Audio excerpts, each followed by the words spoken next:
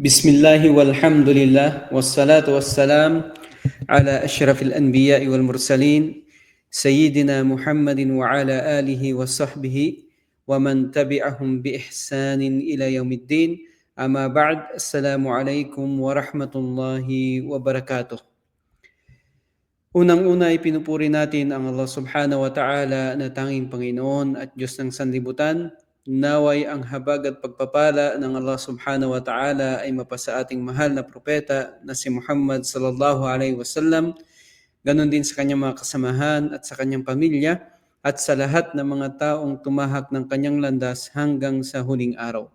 Ngayon po mga kapatid, tayo po ay nasa pangalawang serye na ng ating pagtalakay sa aklat ni Sheikh Muhammad Ibn Abdul Wahhab, na kung saan ito po ay ipiniliwanag ni Sheikh Saleh Al-Usaimi sa isang aklat.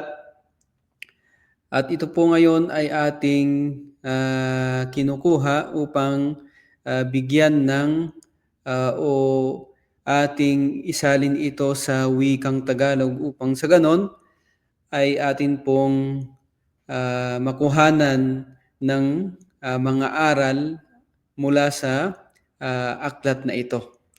So dito mga kapatid,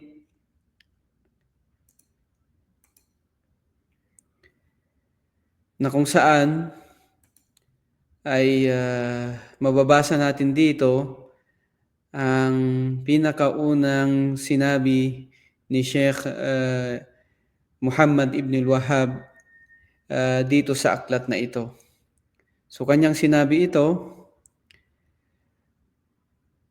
قال المصنف رحمه الله بسم الله الرحمن الرحيم وبه نستعين أسأل الله الكريم رب العرش العظيم أن يتولاك في الدنيا والآخرة وأن يجعلك مباركا أينما كنت وأن يجعلك ممن إذا أعطي شكر وإذا ابتلي صبر وإذا أذنب استغفر فإن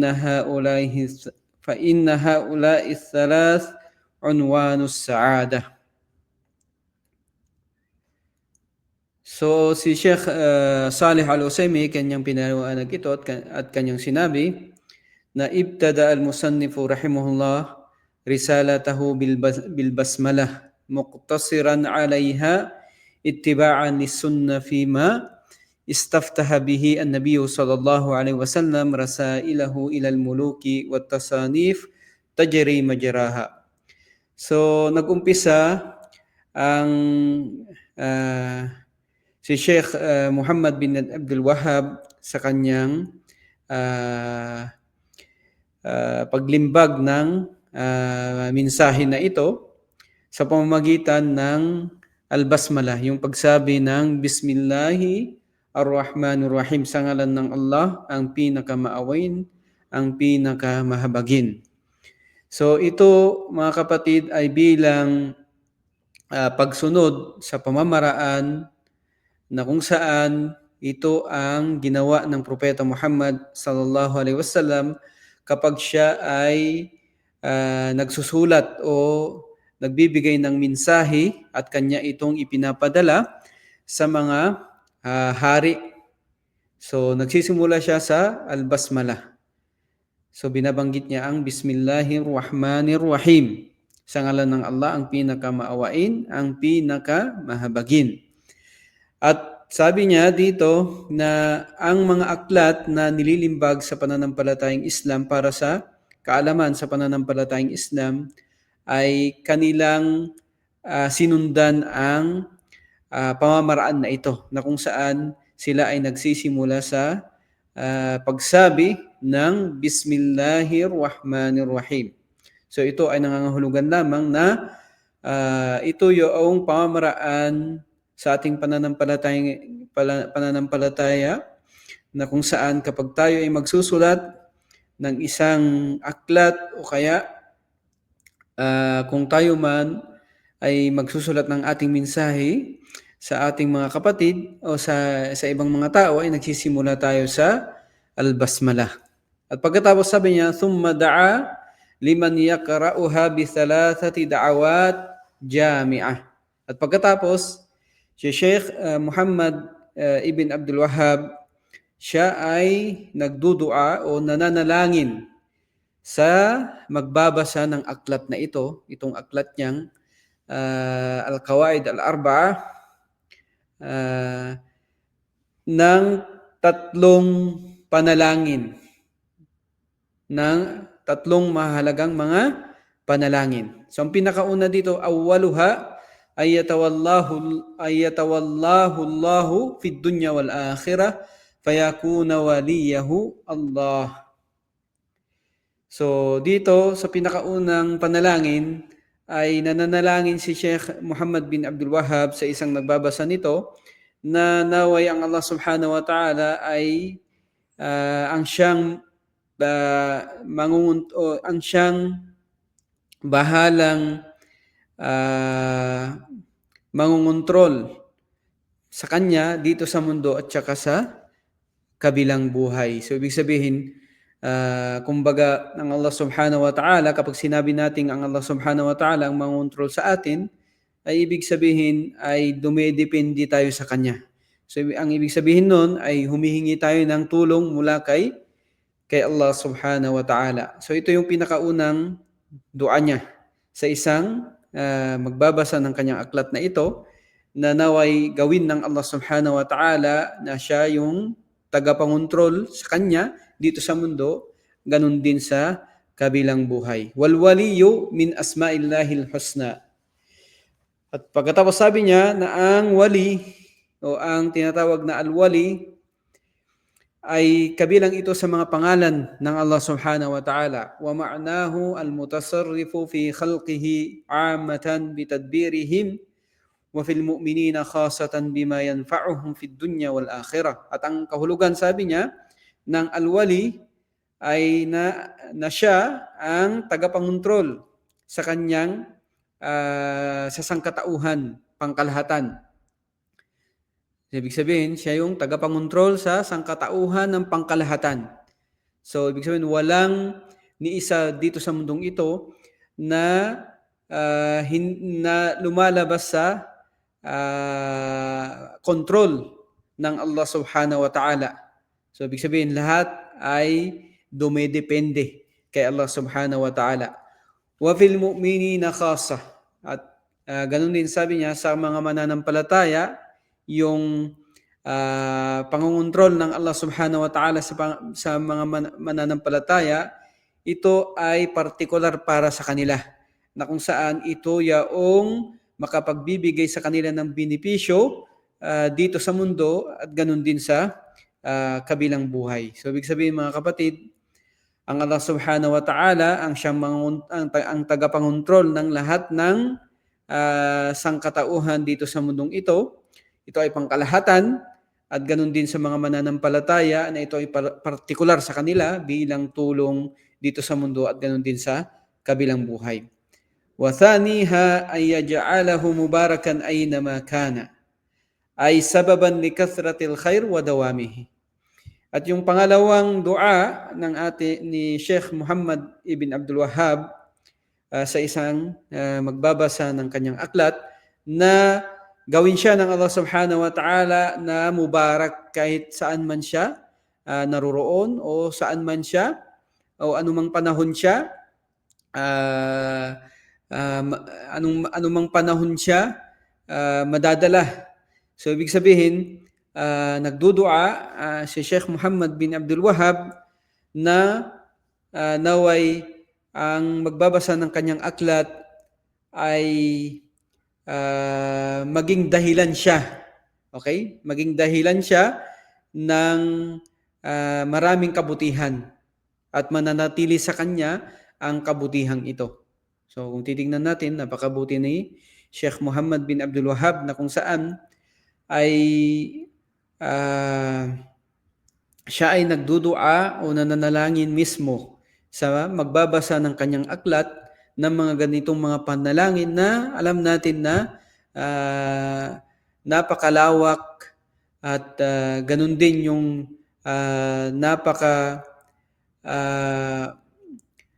mabuti yung mga kahulugan nito.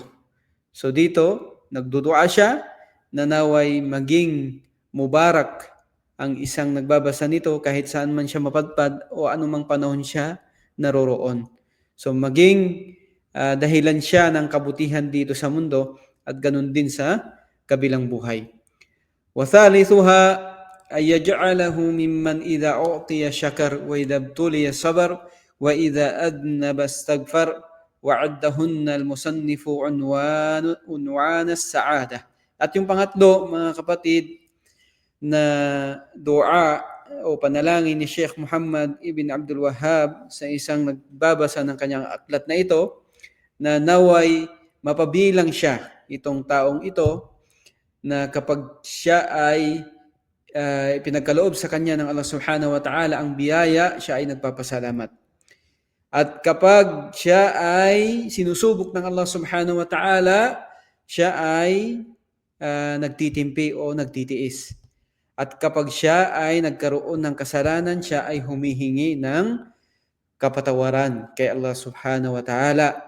At ibinilang na ni Sheikh Muhammad ibn al-Wahhab ang tatlong bagay na ito na kanyang sinabi, na ito ang titulo o pangalan ng kasiyahan.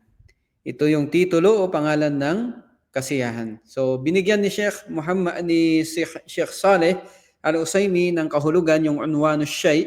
Sabi niya, wa unwanus syai'i ma yadullu alayhi. Kapag sinabi natin, sabi niya, na ang titulo ng isang bagay, ibig sabihin ito yung bagay na tumutukoy dito. Ito yung bagay na tumutukoy dito. Wa minhu unwanul kitab was sakan isman lima yadullu alayhima. At dito ay malalaman natin na kapag sinabi natin unwanul kitab o kaya was sakan, yung titulo ng libro o kaya yung location ng bahay, kapag sinabi natin yung unwanul kitab o unwanus sakan, ay alam natin na ito yung pangalan na tumutukoy dito. Ito yung pangalan na tumutukoy dito. Fa'unwanul kitab huwa ismuhu. Kaya nga, kapag sinabi natin na kapag unwanul kitab, ito ay nangangahulugan na ito yung pangalan ng librong ito. Okay? Wa unwanus sakan huwa mawdi'us sukna. At kapag sinabi naman natin na ito ay titulo ng bahay, ibig sabihin ito yung lugar kung saan naroroon itong bahay na ito. Okay? So ito ay nangangahulugan lamang na kapag sinabi natin na unwanus saada, ay ibig sabihin ito, dito natin mararamdaman yung tunay na kasiyahan. Okay? So dito natin matatagpuan yung tunay na kasiyahan. Kaya nga, at ang ating Sheikh na si Sheikh Saleh Al-Utsaimin ay binigyan niya din ng kahulugan, was sa'adatu hiya al-halu al-mulaimatu lil-'abd. Sabi niya, ang ibig sabihin ng saada, ito yung kalagayan na pinakamainam sa isang alipin. Ito yung pinakamainam, ito yung pinaka munasib, ibig sabihin yung pinaka masasabi natin na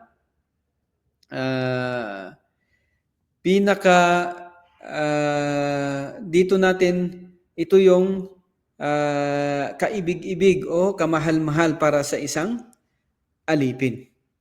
Okay? Wal 'abdu muqallabun baina thalathati ahwal.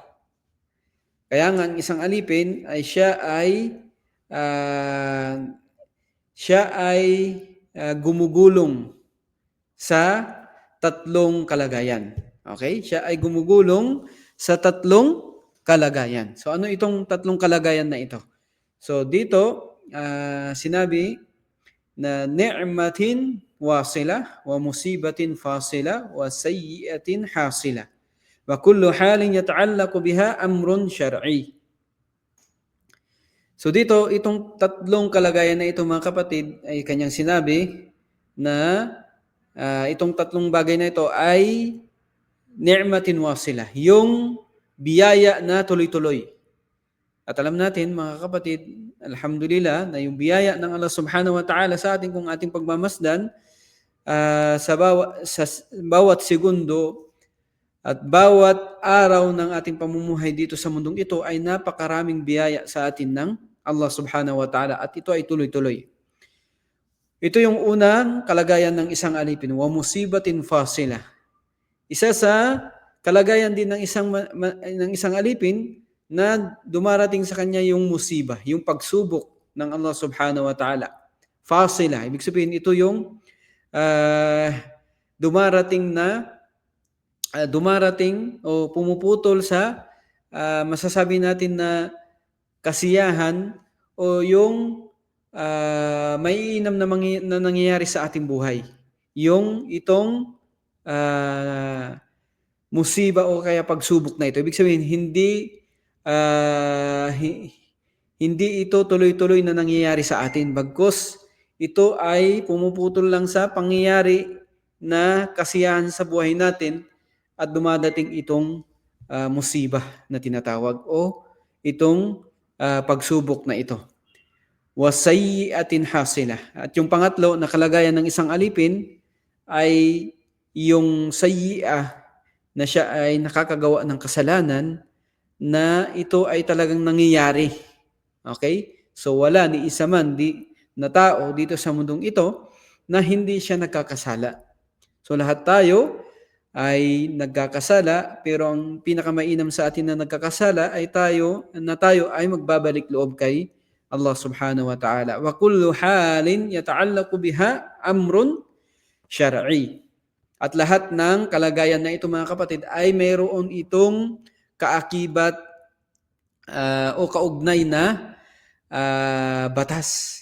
So itong kalagayan na ito mga kapatid na binanggit ni Sheikh Muhammad ibn Abdul Wahhab na kalagayan ng isang alipin, sabi ni Sheikh Saleh Al-Usaimi, meron itong kalakip na o kaugnay na batas sa ating pananampalataya. Falma'muru bihi 'inda huduthin ni'ma syukruha. Kaya nga ang batas, kapag dumarating sa atin yung biyaya ng Allah subhanahu wa ta'ala, anong gagawin natin? Tayo ay karapat-dapat na magpasalamat sa biyaya na ito na dumating sa atin. Wa inda wuku'il musibati as-sabru 'alayha. At kapag may dumating naman na pagsubok sa ating buhay, ay kailangan nating magtiis sa pagsubok na ito. Wa inda fi'li sayyi'a su'alu magfiratiha. At kapag naman tayo ay nakagawa ng pagkakasala ng isang kasalanan, tayo ay humihingi ng kapatawaran kay Allah subhanahu wa ta'ala. Wa man imtathala al-ma'mura bihi fihinna nala sa'adat ad-dunya wal akhirah. At kapag ginawa itong mga pangyayari na ito sa buhay ng isang mananampalataya, na kapag dumating sa kanya ang mga kalagayang ito at alam niya kung paano niya pakitunguhan ang tatlong pangyayaring ito sa kanyang buhay na ayon sa pananampalatayang Islam, siya ay makukuha niya yung tunay na kasiyahan dito sa mundo at ganun din sa kabilang buhay. Fahalul insan la takhruju anil waridat allati dhakarna. Kaya nga ang kalagayan ng isang tao ay hindi lumalabas ito sa tatlong pangyayari ito na nabanggit natin. Fahuwa bayna ni'matin wasila, at siya ay nasa pagitan ng tatlong bagay na ito na mayroon dumarating na tuloy-tuloy na biyaya sa kanya, at mayroon ding dumadating na pagsubok sa kanyang buhay, at mayroon ding pagkakasala na nangyayari sa kanyang buhay. At lahat, sabi niya, kullu halin min hadil ahwal yata'allaqu biha amrun syar'i. Kaya nga itong tatlong bagay na ito mga kapatid ay mayroon itong kalakip na batas sa ating pananampalatayang Islam. Faman imtathala al-ma'mura bihi syar'an fi kulli halin min hadhihi al-ahwal nala sa'adat ad-dunya wal akhirah. Kaya nga kung sino man ang kanyang isinabuhay ang tatlong bagay na ito ayon sa batas ng Islam, na isinabuhay niya bilang pagtugon sa mga tatlong pangyayari na ito sa kanyang buhay ay tunay na kanyang makukuha at kanyang ipagkakaloob sa kanya ng Allah subhanahu wa ta'ala yung tunay na kasiyahan dito sa mundo at ganun din sa kabilang buhay. So ito po ang pagpapaliwanag ni Sheikh Saleh Al-Usaimi sa aklat na ito ni Sheikh Muhammad bin Abdul Wahhab sa unang bahagi na ito na sinabi ni Sheikh Muhammad ibn al-Wahhab. Inshallah sa mga susunod na araw ay kukunin natin yung tuloy na sinabi ng ating Sheikh mula sa aklat na ito na Al-Qawaid Al-Arba'a. Al-Qawaid Al-Arba'. Hanggang dito na lamang, wa akhiru da'wana anil hamdulillahi rabbil alamin. Assalamu alaikum warahmatullahi wabarakatuh.